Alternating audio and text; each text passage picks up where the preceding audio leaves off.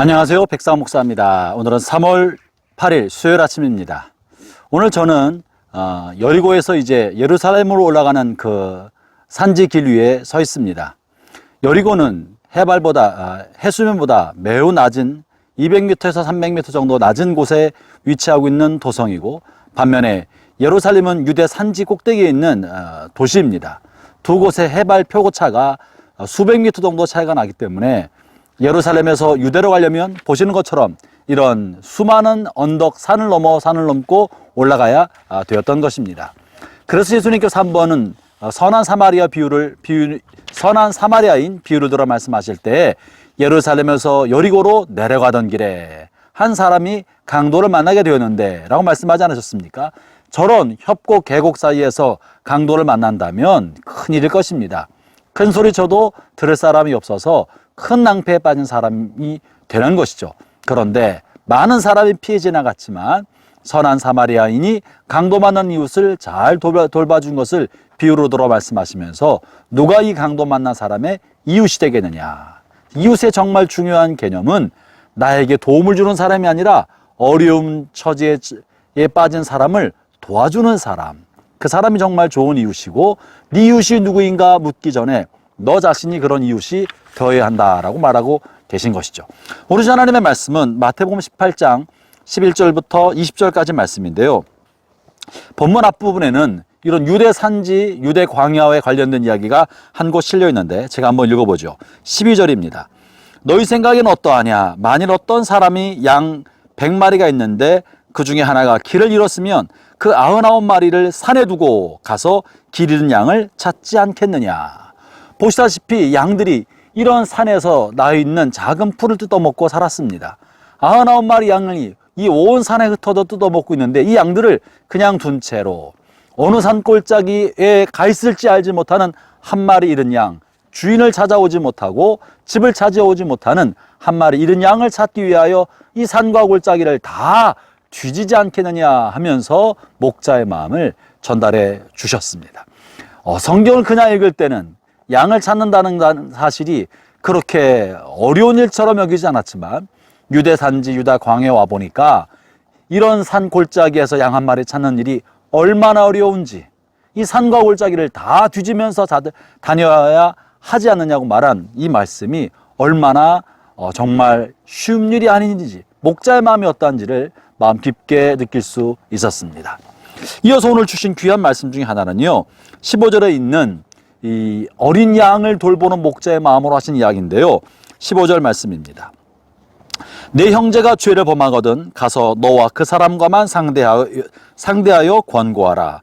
만일 들으면 네가 내 형제를 얻을 것이요.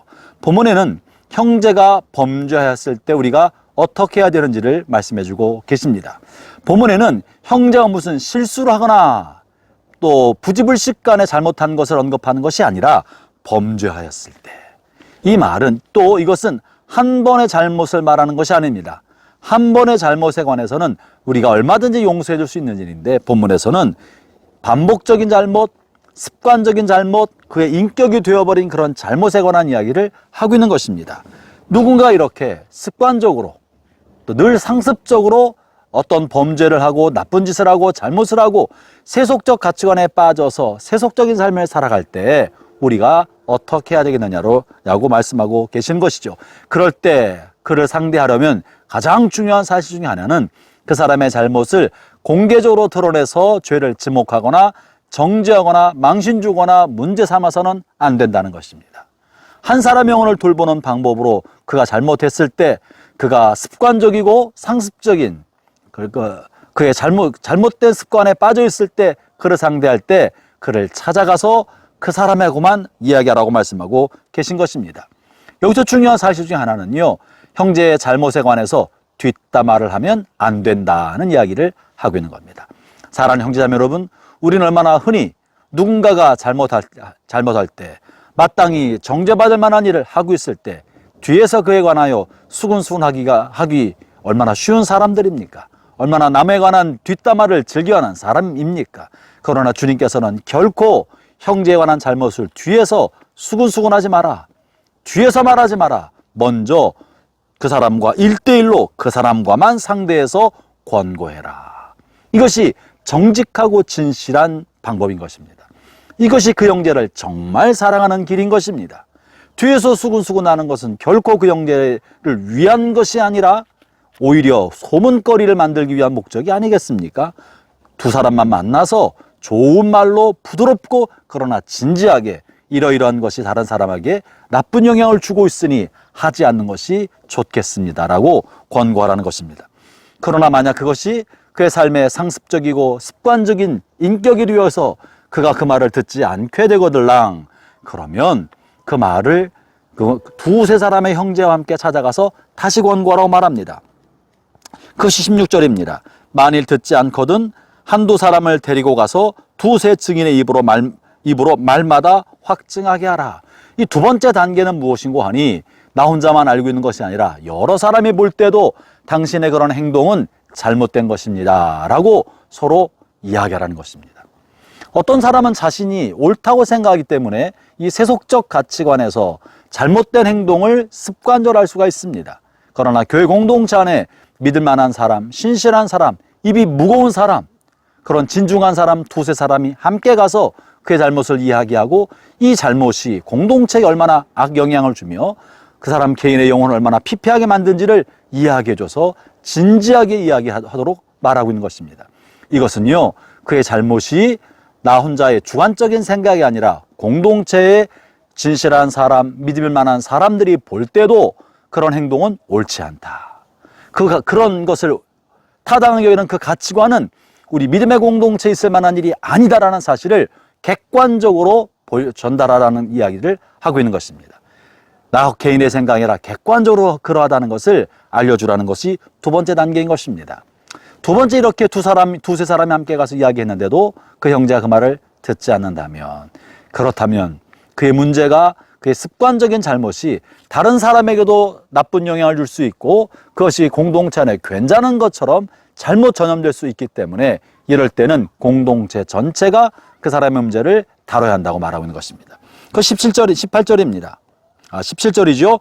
만일 그들의 말도 듣지 않거든 교회의 말하고 교회 말도 듣지 않거든 이방인과 세리와 같이 여기라. 교회 말하라는 말은요, 공적으로 논의하라는 겁니다. 교회 공동체가 그것을 논의하도록 하라는 것이죠. 교회 지도자들에게 말을 하여서 이 문제를 어떻게 처리할지, 이 사람의 이런 습관적인 잘못으로 공동체 전체가 나쁜 방향으로 오염되고 있고 나쁜 영향을 주고 있으니 어떻게 하면 좋을지를 논의하도록 하고 있는 것입니다. 그러면 교회 공동체는 그를 불러다가 권고하고 때로는 징계하여서 공동체의 악과 죄가 퍼져나가지 않도록 막아줘야 했던 것입니다. 그렇게 공동체가 이야기했는데도 그가 교회 지도자들의 이야기도 듣지 않는다면 이방인처럼, 세리처럼 여기라는 것이에요. 하나님의 말씀을 알지도 못하고 하나님의 법을 알지도 못하고 하나님을 경외하지 않는 이방인과 세리처럼 여겨라. 이 말의 의미는 뭡니까? 버리라는 말이 아닙니다. 내치라는 뜻도 아닙니다. 그들은 몰라서 그렇기 때문에, 몰라서 그러니 치근한 마음으로 보라는 거예요. 치근히 여겨주고 불쌍히 여겨줘서 하나님 나라의 이방인으로 살아가고 있는 저 사람을 불쌍히 여기는 마음으로 보아주라 하는 것이 본문의 의미인 것입니다. 사랑하는 형제자매 여러분, 그러면서 이야기는 결국 잃어버린 양 한 마리를 찾는 목자의 마음으로 한 사람이라도 공동체로부터 버려지지 않도록 그를 지키고 돌보고자 하는 것이 권고와 권면의 뜻인 것이고 목적인 것입니다. 누구를 내치는 것이 아니고요, 그를 돌보아서 잃은 양 한 마리도 잃어버리지 않도록 지켜주려는 마음이 본문 안에 들어있는 것입니다.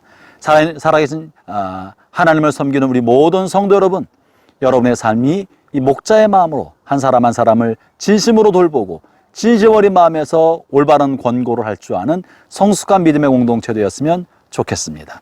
오늘 저는 예루살렘에서 여리고로 가는 산지, 여리고에서 예루살렘으로 올라가는 유대 광야 산지에 나와 있습니다.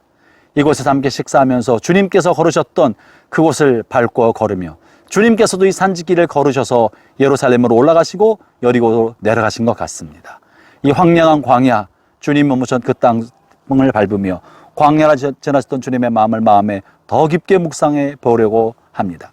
하나님의 은혜가 오늘도 여러분 모두에게 함께 하시기를 바랍니다. 기도하겠습니다. 하나님 아버지 감사합니다.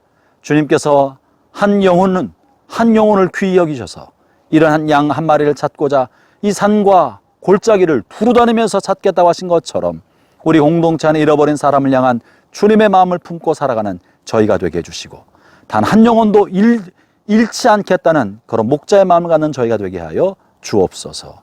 예수님 이름으로 기도합니다. 아멘.